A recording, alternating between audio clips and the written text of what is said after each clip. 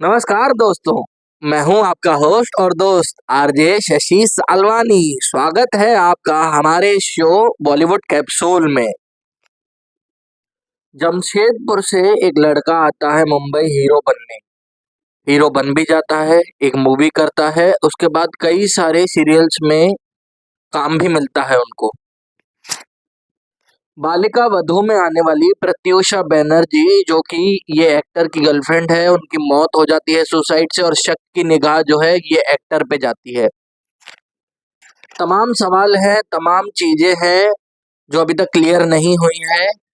इन्हीं सवालों का जवाब लेने और इन्हीं चीजों पे क्लैरिटी लेने के लिए हमने आज बुलाया है शो पे राहुल राज सिंह जी को। स्वागत है आपका हमारे चैनल रेडियो उड़ान पे। क्या हाल चाल? बहुत अच्छा हूँ। Thank you so much for calling me. Okay, शुरुआत से शुरू करते हैं। कैसे आना हुआ मुंबई जमशेदपुर से? ख्वाब देखने का मेरा काम था और ख्वाब को पूरा करने के लिए मैं मुंबई आया। और भगवान के की मर्जी थी कि मैं बॉम्बे में आऊं। पर मुझे नहीं पता था कि मैं बॉम्बे आऊंगा और कभी एक्टर बनूंगा और यहाँ पे मैं सेटल हो जाऊंगा। So okay. चीजें बनती गई, मौका मिलता गया। और एक एक कदम करके धीरे धीरे मैं आता रहा फ्रॉम जमशेदपुर टू कोलकाता। कोलकाता में कुछ सक्सेस मिला तो कॉन्फिडेंस आया। तो then I came to this big city. यहाँ पे मुझे सक्सेस मिला, so I now I am here in front of you and trying to do as good as I can, try to work and do good work in my life. So जो मैं करता आया हूँ, कभी छोटी okay. फिल्में नहीं की, कभी छोटे इलॉजिकल काम नहीं किया। जो भी काम ओके। किया उस उसमें मेरा दिल और मेरा मन हमेशा गंवारा रहा। जब जो सीरियल्स मैंने किए, जो फिल्में मैंने की, वो करेक्ट। सारे एक you know educated film makers ने किया है, जिन्हों फिल्म मेकिंग आता है। और आगे भी मैं वैसा ही कुछ काम करूंगा और अपने दर्शकों को, मेरे जो फैंस हैं, जो मेरे आज भी मेरे सपोर्ट में हैं, जो आज भी मेरे करेक्ट। पॉडकास्ट में आते हैं और मुझे सपोर्ट करते हैं, उनके लिए मैं हमेशा से अच्छा काम करूंगा। ओके। ओके। आपकी पहली फिल्म के बारे में कुछ बताइए। एक तुम और एक मैं। एक मैं और एक तुम, एक सॉरी। एक मैं और एक तुम। एक मैं और एक हाँ। तुम एक मेरी पहली फ़िल्म थी, एक हिंदी फ़िल्म थी। और जब मुझे ये फ़िल्म मिली थी, तो मेरे अंदर ये फ़ीलिंग आ गया था कि मैं अब हीरो बनने वाला हूँ और ओके। मैं डांस करने वाला हूँ।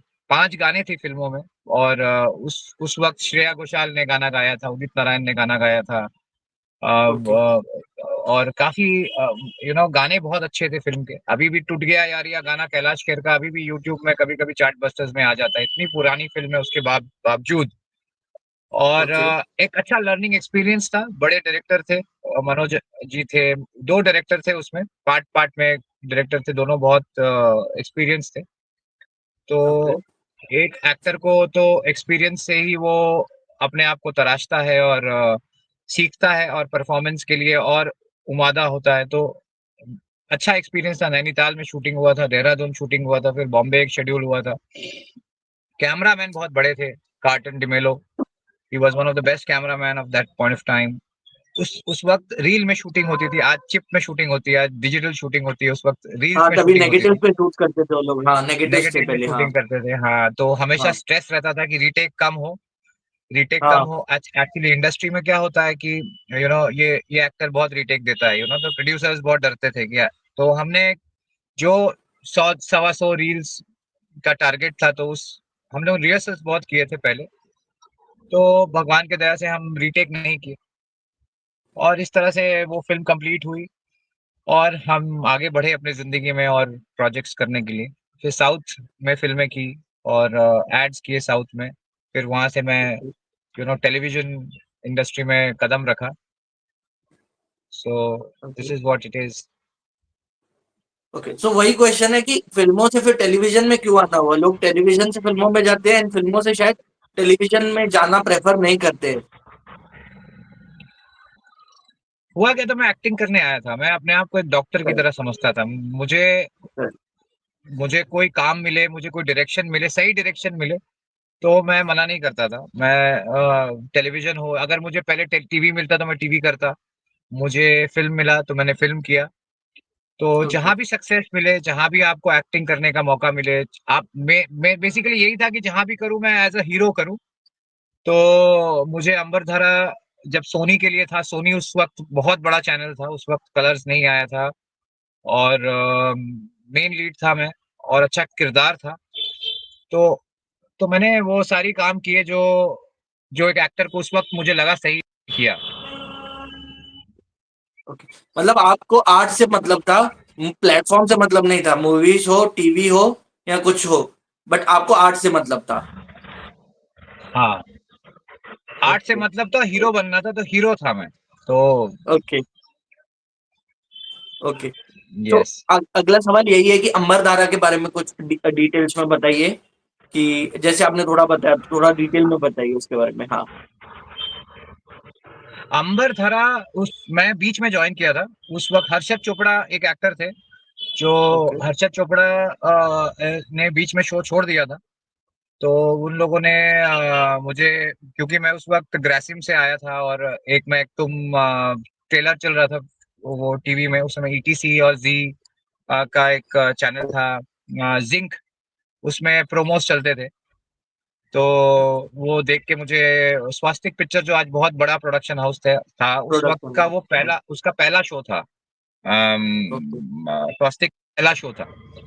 तो अंबरधारा अ अ, था उस शो में मुझे बहुत सीखने को मिला। उसमें मैं एक ब्लाइंड हीरो था।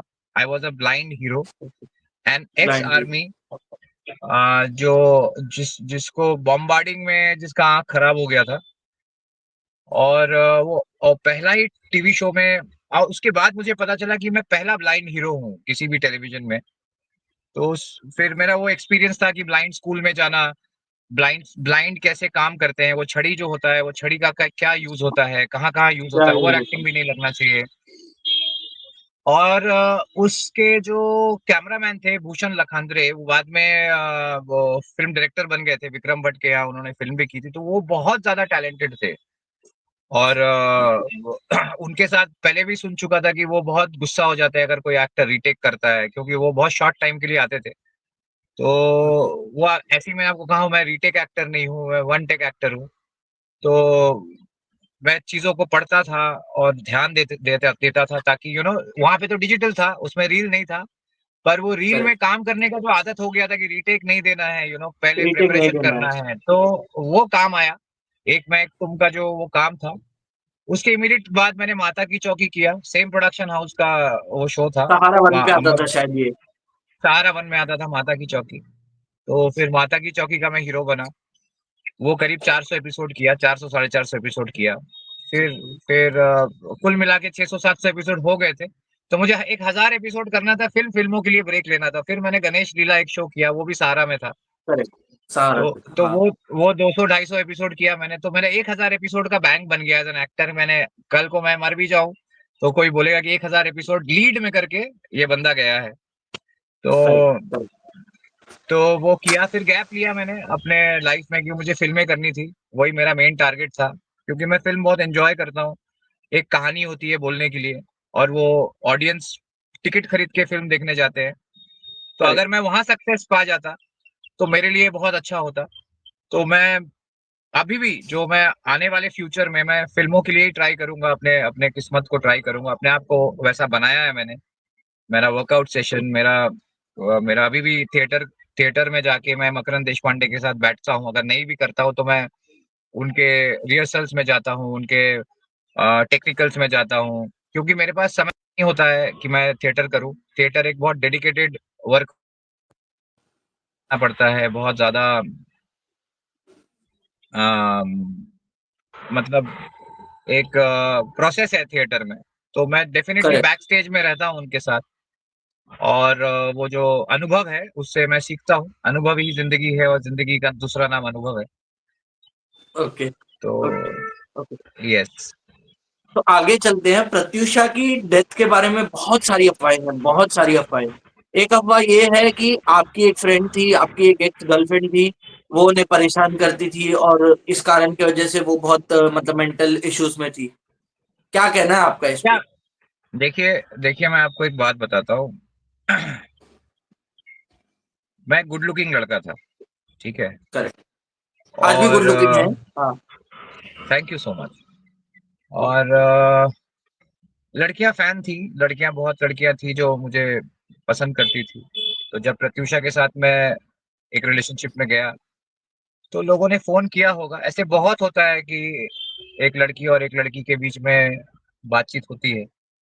बातचीत पर होती ये है। एक एक एक प्रो एक एक वो जो आपने सुना है ना, वो एक नैरेटिव है, जो उस ओके। वक़्त मीडिया बाय कर रहा था। उस वक़्त मीडिया को ये मसाला सुनने में अच्छा लग रहा था, पर ये करेक्ट। फैक्ट नहीं है, ये फैक्ट नहीं है। ओके। ये एक स्टोरी है। स्टोरी का मतलब यही सॉरी। होता है जो आप बनाते हो, जो आप करेक्ट। बनाते हो, फैक्ट से बहुत दूर होता है वो। दूर तो वो होता है। एक स्टोरी था, उसको कोई परेशान नहीं कर सकता है। प्रत्यूषा बनर्जी अपने आप में बहुत माहिर थी, अपने आप में एक सेटल्ड और बहुत टैलेंटेड लड़की थी। वो ये सब सारी चीज़ों से कभी अफेक्टेड नहीं थी। उसे पता था ओके। कि राहुल लव्स हर, और Rahul will love her, and Rahul will always protect हर। और ये सब अफ़वाह है, और अफ़वाह इतना बुरा अफ़वाह है कि जिन्होंने भी फैलाया है और जिन लोगों ने किया है, उनको इस जन्म में नहीं तो किसी न किसी जन्म में किसी की ज़िंदगी बर्बाद करने के जुर्म में हिरासत में लिया जाएगा। ओके। ओके। क्योंकि कहीं न कहीं आज आज भी चैनल पे वही होता है जो लोगों को सुनना है, टीआरपी की वजह से काम होता है, सच नहीं आता है मीडिया में। मैंने देखा ये नहीं, ऑब्जर्व देखिए, किया है सच बहुत। सच आने तक मीडिया रुकता नहीं है। नहीं वो रुकता है, अगर हाँ। 1 महीना अगर रुक जाता और और इन्वेस्टिगेशन करने देता पुलिस को, तो गुनहगार मैं नहीं कोई और होता। Correct, correct, correct. और ये आज भी भी कहा मैं जाता है। चीज़ों को नहीं बता सकता ऑनलाइन, मतलब काफ़ी चीज़ें मैंने बताई है और काफ़ी चीज़ें अभी बाहर आई है, बिकॉज़ जब एक पेन ड्राइव हमें मिला है, इनफैक्ट कल ही मिला है, मेरे सारे पॉडकास्ट से पहले मिला है। ये पेन ड्राइव मैं आपको बता नहीं सकता। अब ये जब पेन ड्राइव ओके। प्ले होगा, आपको मैं पेन ड्राइव दिखाता हूँ, मेरे पॉकेट में है। मेरे साथ मेरा फ्रेंड है, देखो, वरुण। वरुण, हाय बोलो, ये हाँ। रेडियो उड़ान से है। हाँ। बहुत कैसे टैलेंटेड हैं वरुण जी? एंड बहुत। बस ठीक हूँ, आप कैसे हैं? मस्त, ये मस्त, ऑल देखिए, गुड, ऑल ये पेन ड्राइव है, ये पेन ड्राइव में सब लोगों का काला चिट्ठा है। गुड। Okay, okay. ये तो मतलब कहीं न कहीं ये पेन ड्राइव बाहर आएगा और काफ़ी लोगों के पोल खुल जाएँगे। पोल नहीं खुलेंगे, ये मतलब ये इतना बुरा ट्रोल होंगे और इतने गिल्ट में रहेंगे कि लोग जिस जिस तरह से मैं समझता था कि हुआ क्या है, अब वो समझ में आएगा उनको। सारे झूठ, सारी चीजें। ओके, तो okay, I am just waiting for, you know आराम से अब इनको उड़ने दो। आपको कहा ना ओके। कि जिन लोगों ने ये अफवाह फैलाया है, जिन लोगों ने ये बकवास किया है, जिन लोगों ने मैं तो प्रत्यूषा को बचाने का कोशिश कर रहा था सर। मैं उसे हॉस्पिटल कोशिश लेके करें। गया जब उसने ऐसा हरकत किया।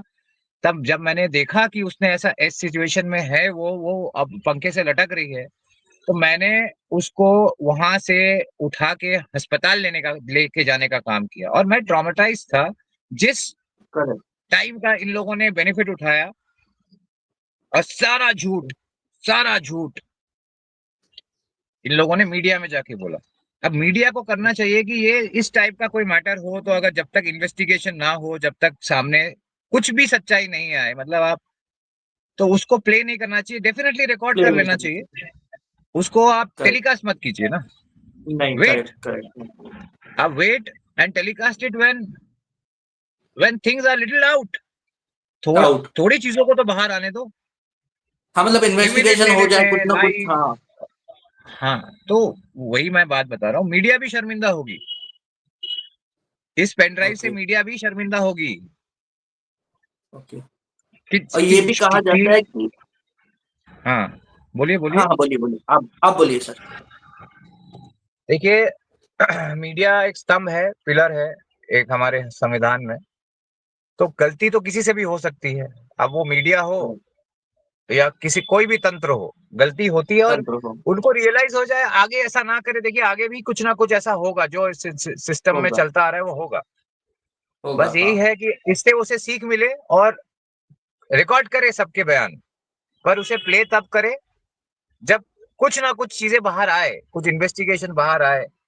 अदरवाइज क्या हो जाता है सर कि आज मैं आपसे बात करके अपना नैरेटिव दे रहा हूँ, जो सच है, जो फैक्ट है, जो स्टोरी नहीं है, उस वक्त जो स्टोरी करेक्ट फैलाई गई उसी को लोग सच मान लिए, सच मान लिए हाँ सच मान लिए।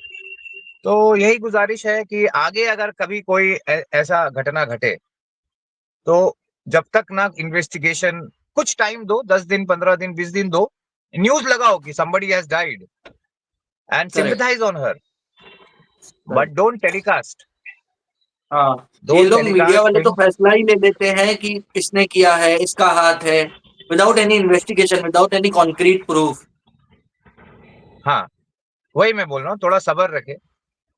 और करेक्ट करेक्ट वो सब्र से क्या होगा, उनकी इज्जत भी बढ़ेगी, सिर्फ मेरी नहीं, करेक्ट उनकी भी करेक्ट इज्जत करेक्ट बढ़ेगी कि कल को अगर जब मैं छूट जाऊंगा, सब कुछ बाहर हो जाएगा, सब कुछ मतलब एक्विटल हो जाऊंगा, तो किसे बुरा लगेगा? मीडिया को तो सबसे ज्यादा बुरा लगेगा ना। वो बड़े बड़े करेक्ट करेक्ट रिपोर्टर्स जो रिपोर्टिंग कर रहे हैं और जो जो रिपोर्टिंग कर रहे हैं, वो यहाँ से कोई बात नहीं। हाँ, तो उन्हें बुरा लगेगा कि उन्होंने गलत रिपोर्टिंग की, लोगों को भी लगेगा कि उन्होंने गलत रिपोर्ट को माना। तो ये सारी चीजें हैं। करेक्ट करेक्ट करेक्ट और एक और मतलब चीज कही जा रही है कि आप उनके फंड संभालते थे नहीं नहीं, मैं क्यों फंड संभालूंगा उसका? उसके फंड उसकी माँ संभालती थी। वो ओके चार्जशीट में सब सब कुछ क्लियर है। उनका जॉइंट अकाउंट था, सारा पैसा का विड्रॉल उसकी मदर करती थी।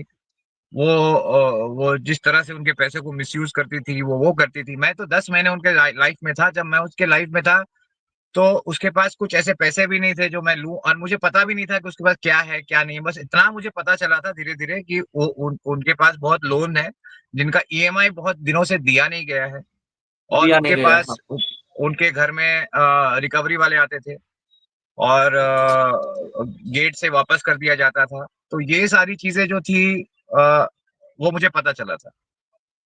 ओके ओके और एक और मतलब इल्जाम आप पे लगाया है मीडिया में मतलब कुछ न्यूज आर्टिकल्स में कि आप उनको टॉर्चर करते थे या एक बार आपने पब्लिकली उन पे हाथ भी उठाया था किसने देखा है ये सब चीजें? और वो उस वक्त देखा तो क्यों नहीं कोई मीडिया प्रूफ तो में? नहीं है हाँ करेक्ट अरे नहीं, उस वक्त क्यों नहीं जाके, जब मैं मार रहा था तब ये चूड़ी पहने थे क्या?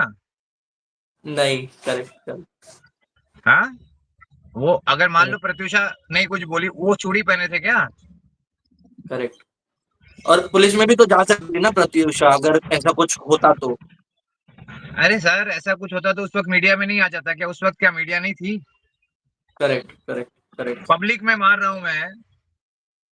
करेक्ट ये सब नैरेटिव है। ये सब चीज मीडिया ने नेगेटिव है बाय किया ना उस वक्त।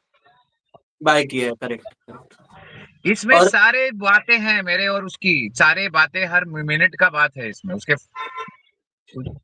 ओके ओके तो सर आगे चलते हैं आपने ये कहा कि उनके जो पेरेंट्स हैं प्रत्युषा के वही जो है फंड्स भी संभालते थे और वही मेंटली वही टॉर्चर भी करते थे उनको टॉर्चर कैसे करते थे? उनको गाली देती थी, उसको दारू, उसका फादर पियक्कड़ था एक नंबर का, दारू पी के ओके गालियां देता था। इस पेन ड्राइव में है ना सारी चीजें, वो बोल रही है उसके फादर को, उसके फादर उसको गाली दे रहे हैं, वो सब चीज है इसमें।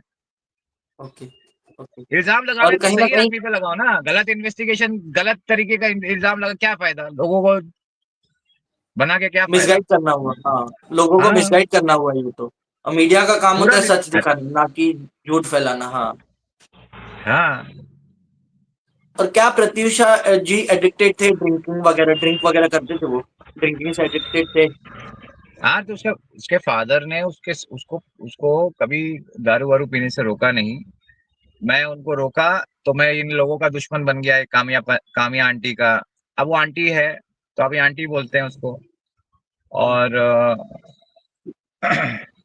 पीने पाने का आदत हो गया था उसे, because of nobody stopped. And Bombay तो है ही माया नगरी सर। यहाँ माया जाल में जब फंसोगे, तब अगर कोई नहीं निकालेगा तो आप फंसते जाओगे, फंसते जाओगे, फंसते फंसते जाओगे जाओगे अभी। यस। बट इस केस का कहीं ना कहीं आपके करियर पे बहुत बुरा प्रभाव पड़ा होगा और आप मतलब मेंटली भी डिस्टर्ब होंगे जब ये सब हुआ। बहुत आज तो इसको ज्यादा। टाइम हो चुका है। मैं देखिए उसको मेंटली डिस्टर्ब था क्योंकि मैंने अपने सबसे चहीते इंसान को खो दिया था। Okay okay. ये क्या मेरे क्योंकि को हाँ वो मेंटली डिस्टर्ब करेंगे? ये इनका औकात नहीं है सर। ये झूठे लोग हैं और मैं सच्चा आदमी हूँ।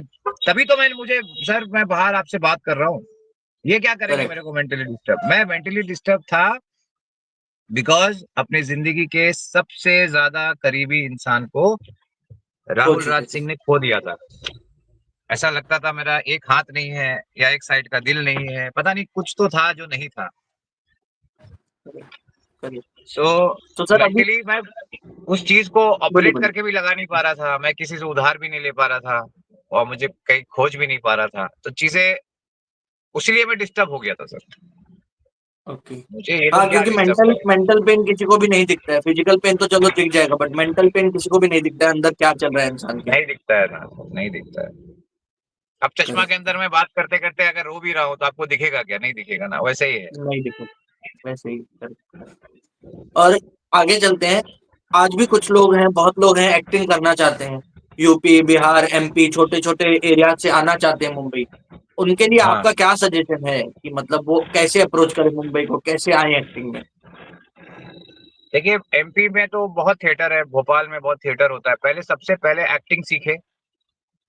ओके। अपने किसी भी जिस भी एक्टर को वो मानते हैं तो उसको देखे, उसको सीखे कि वो एक्टिंग कैसे करते हैं। उसको वो क्राफ्ट आना चाहिए, उसको वो हुनर आना चाहिए।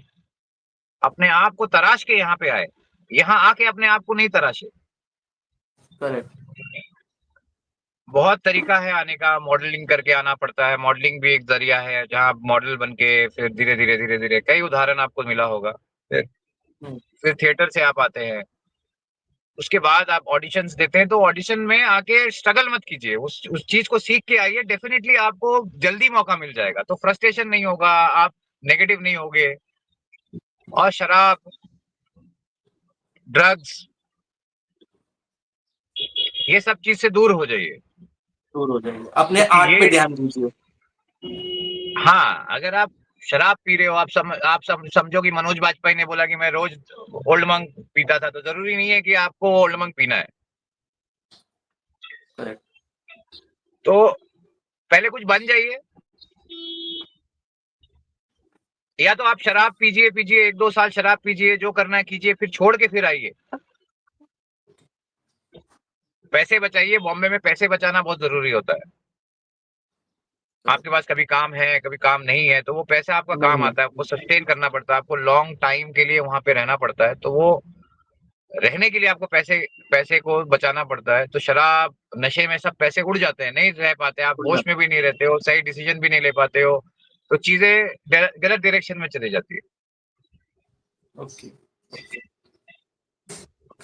तो बुरी और आदतों के आपकी जो साथ मत आओ, अच्छा इंसान बन के आओ।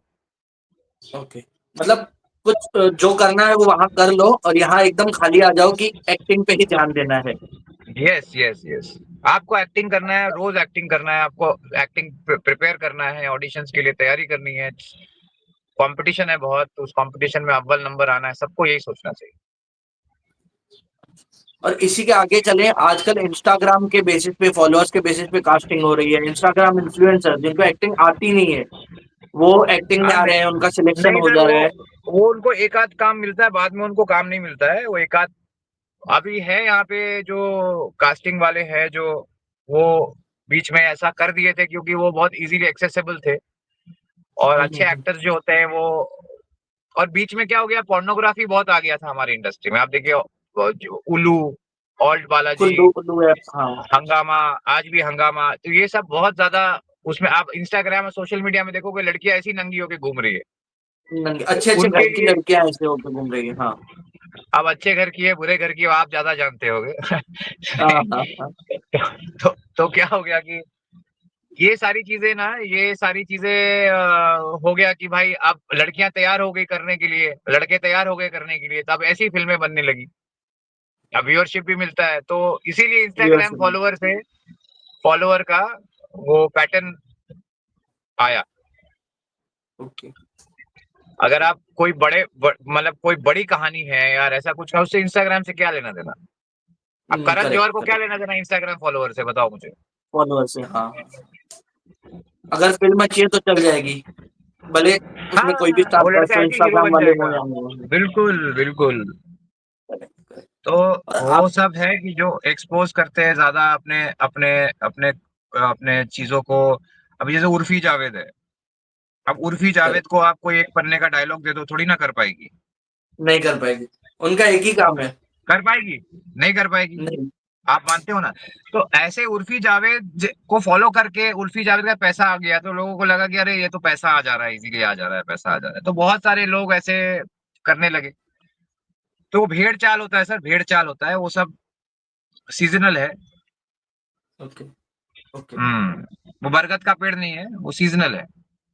सीजनल है। Okay okay. और हाँ। आपकी जो मूवी है, ये जो आपने मूवी की थी, एक मैं और एक तू, एक तू और एक मैं, सॉरी, तो ये एक इतनी मैं एक तू। पॉपुलर नहीं। ओके। एक मैं और एक तू, तो ये इतनी पॉपुलर नहीं हुई थी, तो क्या कहना है आपका इस यस। पे? देखिए क्या हुआ था कि मेरा काम था उसमें एक्टिंग करके अनुभव लेना, और मैं करेक्ट। बिल्कुल भी नया था उस वक्त। तो ओके। मुझे वो पता नहीं था कि रिलीज कैसे होती है, या चीजें कैसे होती है, इनका कोई प्लान है कि नहीं फिक्स। तो आज अगर मुझे कोई फिल्म मिले तो मुझे पता होगा कि इस आदमी के बैकग्राउंड में है कि वो पिक्चर रिलीज कर पाएगा, वो सही जगह उसको डायरेक्शन दे पाएगा फिल्म को, तो ही जाके मैं वो फिल्म करूंगा। तो उस वक्त नहीं पता था सर, तो उसमें कुछ कहना नहीं है मुझे, जो पता ही नहीं था तो मैं क्या कह सकता हूँ। लेकिन गाने उसके बहुत अच्छे थे, एक्सपीरियंस अच्छा था, और जो चीजें अच्छी थी तो थी। अब क्या कर सकते हैं। गणेश आचार्य कोरियोग्राफर था, तो उस वक्त सब बड़े नाम थे फिल्म में, मुझे लगा था अच्छा होगा। गाने भी बहुत पॉपुलर हो गए थे। टूट गया यारी, आप देखना, वो गाना टूट गया यारी कैलाश खेर का आज भी मिलियंस में है वो। ओके। तो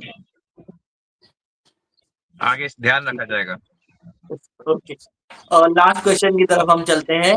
आप फ्यूचर के, मतलब फ्यूचर प्रोजेक्ट्स के बारे में अपने कुछ बताइए। देखिए, एक हिंदी फिल्म है अविवाहित, उसमें 3 लड़कों की कहानी है। बैचलर्स जो बॉम्बे में रहते हैं, जिनको घर नहीं मिलता है, उसके ऊपर कहानी है। तो उसमें से एक हीरो मैं हूँ उसमें। तो वो अभी 2025 के मतलब ठंड के मौसम में उसकी शूटिंग शुरू होगी। तो समझ लो सितंबर अक्टूबर में उससे पहले रिहर्सल होगा।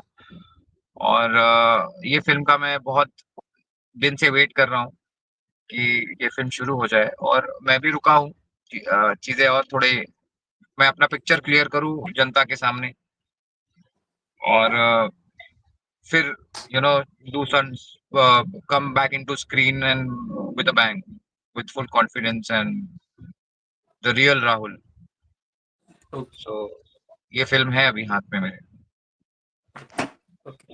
थैंक यू वेरी मच, आपने हमें टाइम दिया, और जल्द फिर से प्लेजर, प्लेजर, मुलाकात होगी आपके रिलीज के टाइम। ये मूवी जब रिलीज होगी प्लेजर, एक बार प्लेजर। फिर आपसे मुलाकात होगी। Thank you thank sir. You. Bye. Thank you.